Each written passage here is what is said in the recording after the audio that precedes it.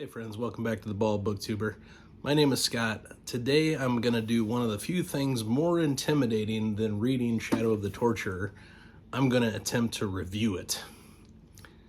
So a little bit about my history with this book. It's relatively short, so I'll keep the history to a minimum. I attempted to read this in January of 2021, 2 years ago. And I was already reading Malazan Book of the Fallen in that month and some other things that were taking up some brain space. So I read the first chapter and I had a small problem. I didn't comprehend or understand anything about what was going on in that first chapter. I don't get it. So I tabled it for a bit, and through various conversations and in talking to Mr. Christopher Rocchio of Sun Eater fame, I finally decided I'm going to make this happen this year, 2023. This is going to be the year. And I asked him if he would join me on some discussions after each book, and he is able and willing to do that. And we have had our first discussion of Shadow of the Torturer. So if you have read the book already or you are not sensitive to spoilers, you can check that out at any time. So after you're done watching this video, go check that one out if you haven't already. So Shadow of the Torturer is an interesting setup to this world by Gene Wolfe. The book was written in 1980, so it's nearly as old as I am. It's a year younger than I am. We follow our main character of Severian, and Severian is both the protagonist of the story and is the narrator of that story. So he is essentially writing the book of the new sun. So in that sense, it is the type of first-person retrospective that I really enjoy. So many of my favorite stories are told in that style. So we have Fitz and his tales throughout Realm of the Elderlings. We have Koth in King Killer Chronicles by Patrick Rothfuss. We have, of course, Sun Eater itself with Hadrian Marlowe. So I really enjoyed that type of storytelling where we have the protagonist telling their story for a future generation or a past generation if you're playing around with the timeline as a Book of the New Sun may in fact be. So there will be some light spoilers here. As Rocchio is fond of saying, it's impossible to talk about Book of the New Sun without spoiling it at least a little bit. One thing that it is, I think, valuable to know going into this tale is that this is a very, very, very far distant future. We don't know the exact span of time. What we do know is that things are barely recognizable to our current situation. So many of the things that as the narrator Severian takes for granted or doesn't flesh out or doesn't explain, or because they are commonplace in that period of time and in that place and would be unrecognizable to us as modern day readers, which adds to the confusion level. I still don't get it. But it rewards close reading, and it rewards rereads because you pick up on certain things and you're able to make some of those connections. The other thing that it's valuable to know is that this is not only written down by Severian in this book, but the explanation in the appendix that Gene Wolfe gives us is that he happened upon this text somehow and translated it into modern day English, or, late 1970s English when he wrote the book. So it adds a strange sort of meta commentary about what storytelling is about in a similar fashion, but different to what Stephen King does in The Dark Tower. So that can be either frustrating or rewarding depending on how you sort of look at things. Now, the first thing that needs to be tackled is this story as difficult to read as its reputation? And the short answer is both yes and no, and I'm sort of stealing that from Alex at Tall Guy Reads. He recently read book 1 of Malazan, Gardens of the Moon, where he said a similar thing. And in that sense, these two series are a little bit similar in my opinion. Having tackled Malazan Book of the Fallen, I felt confident that I would be able to get enough to understand the story as I felt like I did with Malazan. So So in the sense that, yes, it is extremely difficult to read, what you have to keep in mind is that Gene Wolfe doesn't make up any words. These are all various words in the English language, but they're also extremely archaic and unknown words. So my mom, who loves crossword puzzles, would probably enjoy this because there's stuff in here that are certainly new words to me, and you can get lost reading the dictionary. I determined early on I wasn't gonna get lost in the weeds. I was just gonna kind of keep going because it would have taken me forever to tackle the book if I would have looked up every word I was unfamiliar with. So I just decided to roll with it and use context clues, and I think by and large that was the right decision. It's 250-ish pages. I read about 50 pages a day, so I got it done in 5 days. Certainly could have done it in a shorter span of time, but I wanted a little bit to take my time with it. So that's sort of the difficult part, as well as, and Rocchio has mentioned this and talked about it in our chat, there's no excess fluff. There's no words that could be removed and have the story still make perfect sense. So in that sense, it's pretty sparse and light on the exposition. You sort of have to catch it as it goes, and some of the exposition won't make sense until later in the book. Some of it you have to kind of suss out as you go. So those parts are challenging, certainly. And it's why this book has been studied and talked about ad nauseum, because there are so many different levels to it.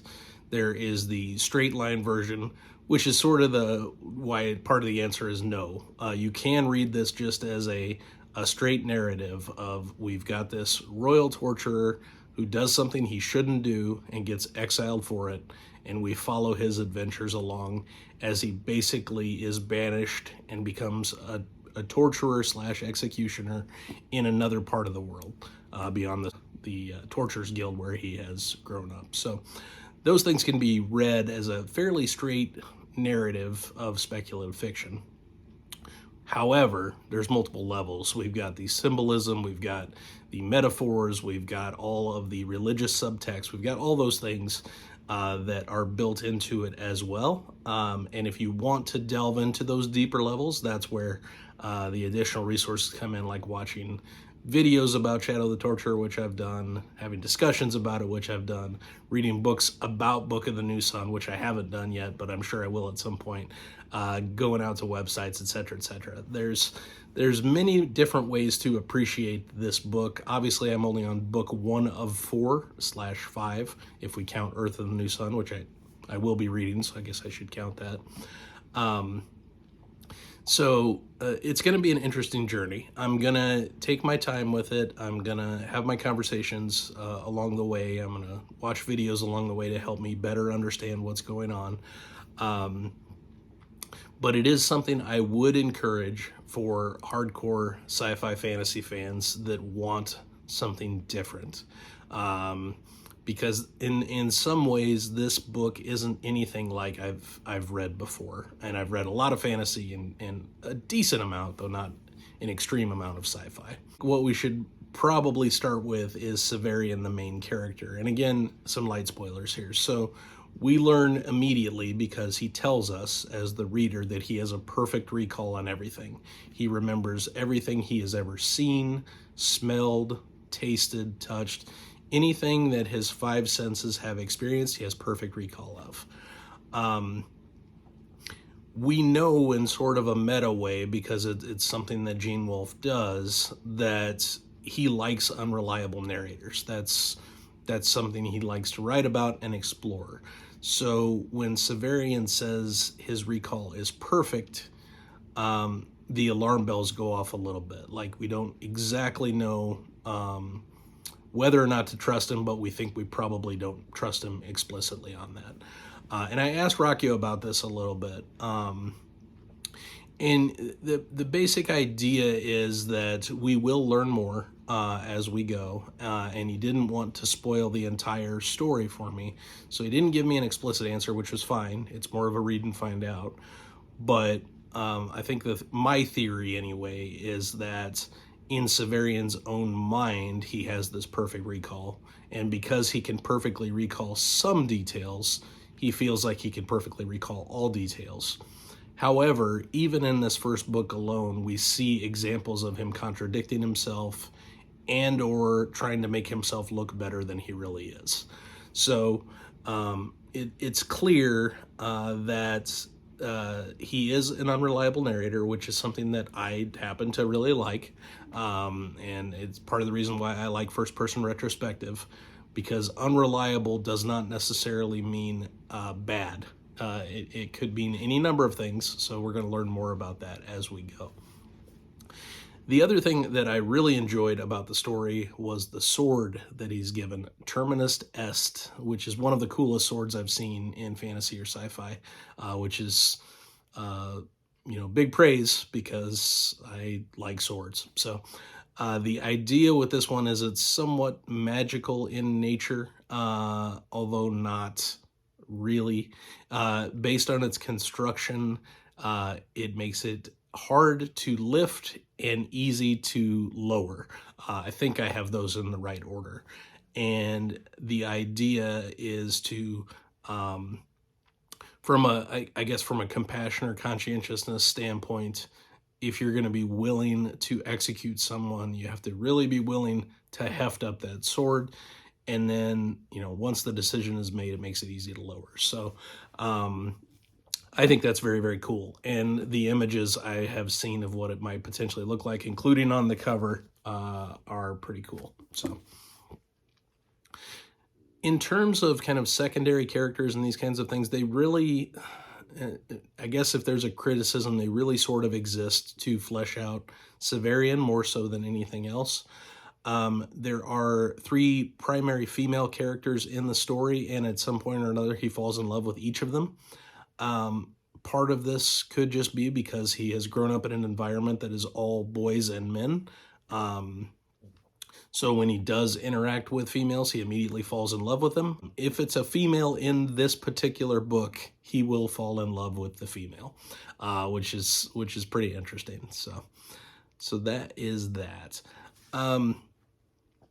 In terms of kind of how we're set up for book 2, Claw of the Conciliator, we learn a little bit about what the actual Claw of the Conciliator is in this story. And again, I won't spoil that or talk about that.